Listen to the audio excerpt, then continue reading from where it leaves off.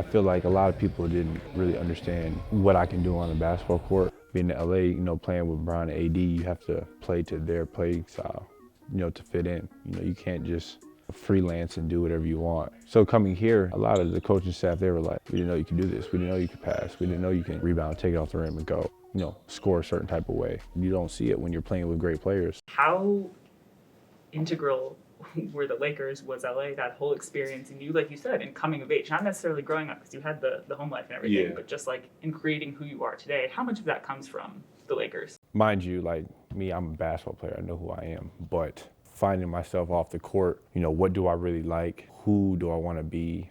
Who am I? Those are all things I kind of learned becoming of age in Los Angeles. You see it all the time. People come to that city and they're trying to be actors or actresses or some big time influencer or whatever. But just the fashion scene within LA just really just spoke to me. I was like, yeah, this is me. Like, this is what I like. I enjoy putting on clothes. I enjoy looking at fabrics, touching different fabrics, knowing the difference between them. How do you define your role on the Wiz now? I mean, it's still evolving. If you look at me at the first part of the season, I was a little bit more of a complimentary piece.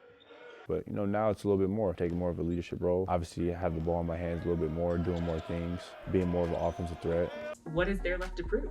Oh, I got tons to prove, like from a basketball standpoint. And from a life standpoint, like you got it out of Flint, you were a Laker, you made all this money, you have the brand. I want to be a great basketball player. Like, I want to become an all-star. Like, I have the NBA championship already. Like, I want to add to that, proving to myself who I believe I can be, as a basketball player. I want to be big. I want to be a huge figure. Those are things that motivate you every day. It's not like I have this, I have that.